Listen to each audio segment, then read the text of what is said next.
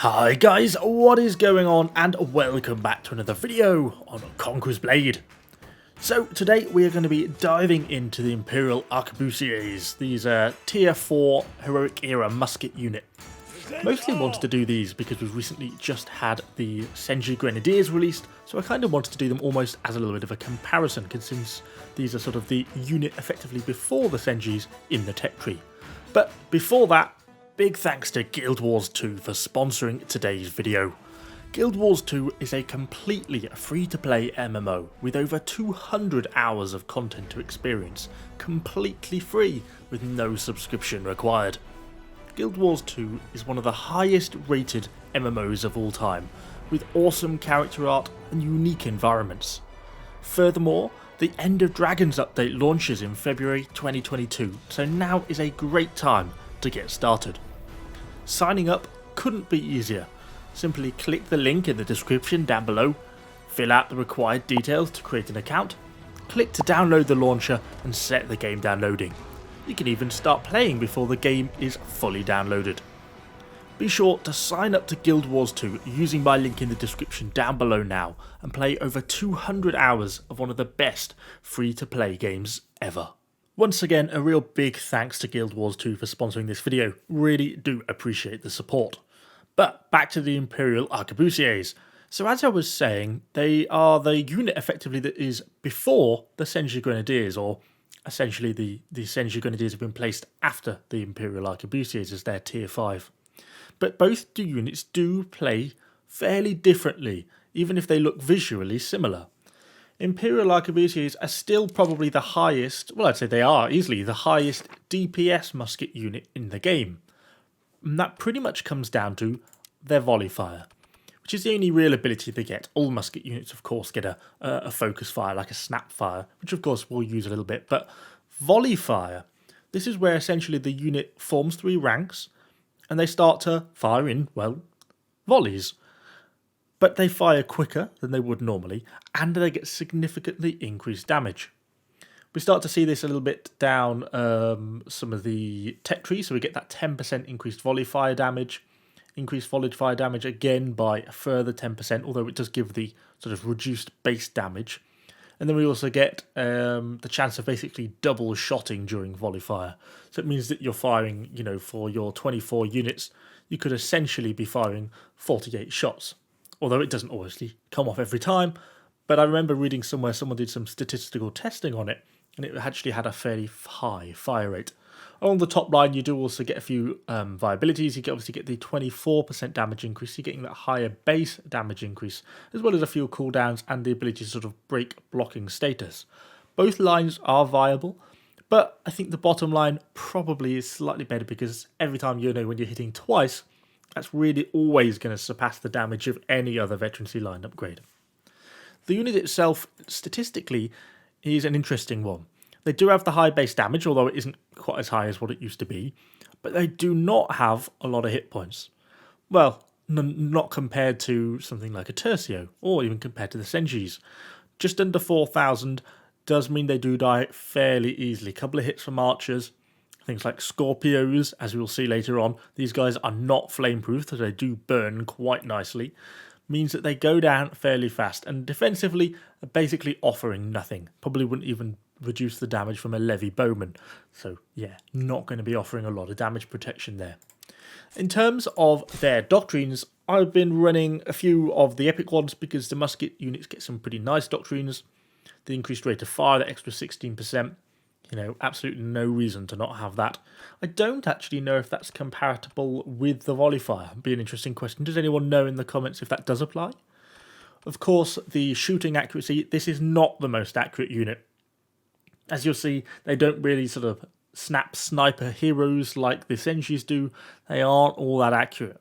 They're for raw damage, not accuracy. And of course, the sharpshooter's doctrine, which increases damage against PvEs and shielded units. You always end up finding yourself hitting lots of shield units from, can't think of the name, Stalwarts. That's what I'm trying to say. Stalwarts, tower shields, everything like that. So it's always worth having a little extra bonus damage like that. Then we just got the extra health, because boy do they need it. And of course, a breakthrough doctrine, because it always helps up their damage that little bit extra. So I think we'll probably hop into some battles. I've obviously got the Janissary unit attire on them for some reason. I don't know, I always felt it suited this unit kind of well. But let's hop into some battles, see how we get on with them, and see what we can do. So we kick things off on everyone's favourite map, Reginopolis. Or at least it's my favourite anyway. I think quite a few people like it. But we died with some monks, a shocking unit, for a video that may have actually come out before this. But anyway, getting sidetracked. Moving up to the gate with the Imperials. Bit of a fight in the gateway, move them up, go straight for the volley fire. I set them slightly adjacent to the gate, so they're a little bit harder to hit by some of the artillery at the back there. There is a Scorpio at the far back, but he actually doesn't seem to be able to reach me. I do very nearly die. But see how many kills we started to rack up already? 25 kills or something? 30 kills already? And they're just sort of throwing those shots continuously into the gateway. Starts to get into a position where the enemies are a little bit further away, but they're still, look at the kills. As soon as anyone passes in front of this unit, it is just instant death. And this is where this unit comes into its own. Shooting into just a large group of sort of indiscriminate enemies, it does really, really well. I do move there to try and get shots on the other units, but notice actually there's a lot of artillery, including a cannon in that corner, and I didn't really fancy it. Got some trebs coming in, they're shooting a little bit low, and if they hit that gate while I'm stood right next to it, the blast radius may hit me, so I'll just hang on. But as that treb finishes, push around the corner, do what they do best, volley fire into a mass. And we're just shooting stuff and they're just picking up so much damage. I'm just conscious of enemies flanking, but we know our team owns the supply point at that back. So I can really focus on these units in front of me without worrying too much. And look, it's just continuous, like every second or two, we just pick up an extra couple of kills.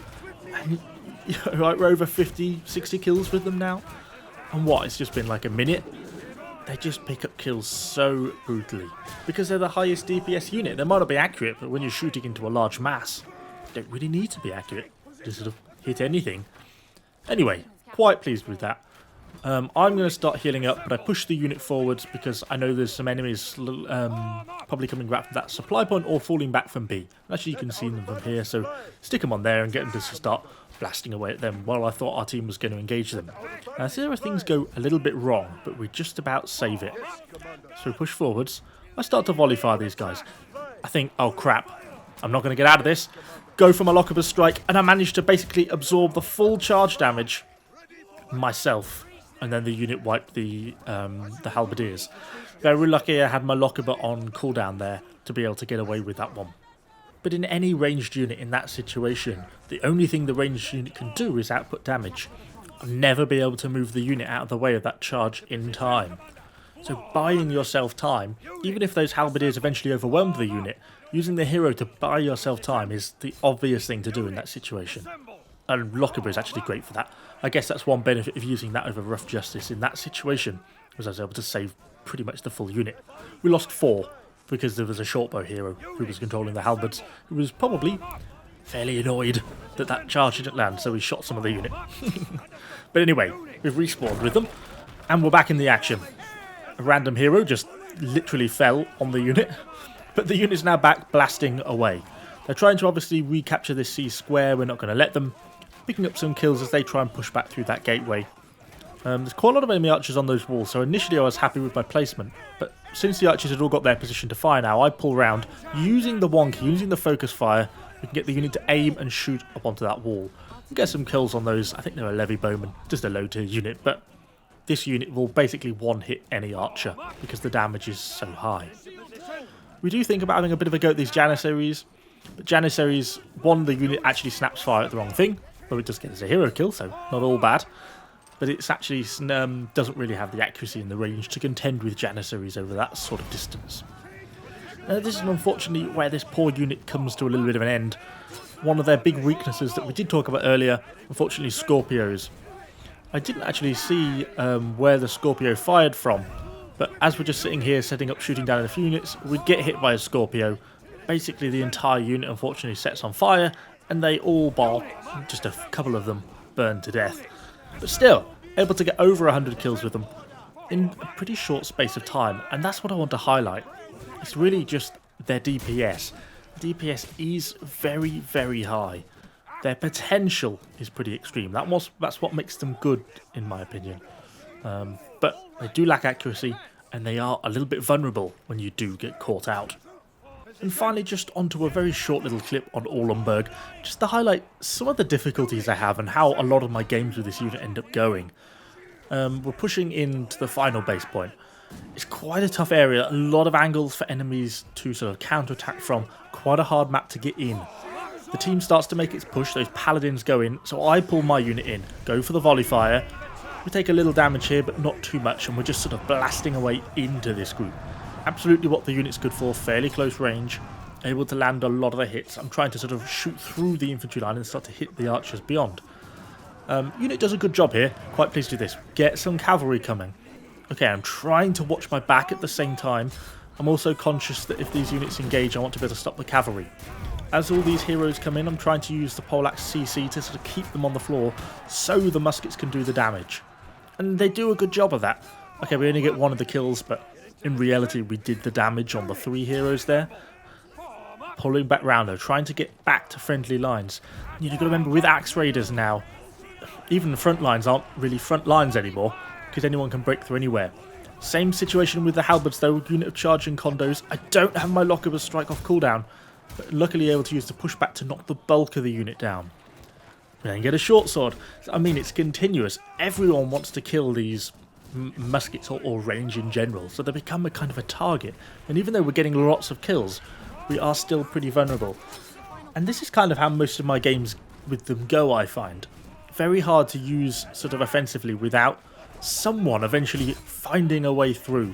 Because perhaps I'm a bad example of this, because I tend to get distracted and kind of like the hero fighting, so I end up getting stuck in a bit, and I turn around and a Maul gets in with a unit of axe raiders. And that is just really sums up how most of my games go with this unit, and unfortunately there goes the unit. I feel that they still did kind of their damage worth in this battle, but still, you only have to take your eye off them for a split second, and there's always someone, normally a Maul, to flank them and kill them all. But anyway, that's all we've got time for on today's video. Hopefully you've enjoyed it. If you have, do let me know what you think in the comments down below. And of course, subscribe to the channel. Lots more Conqueror's Blade content. Thanks for watching, guys. I shall see you all on the next one.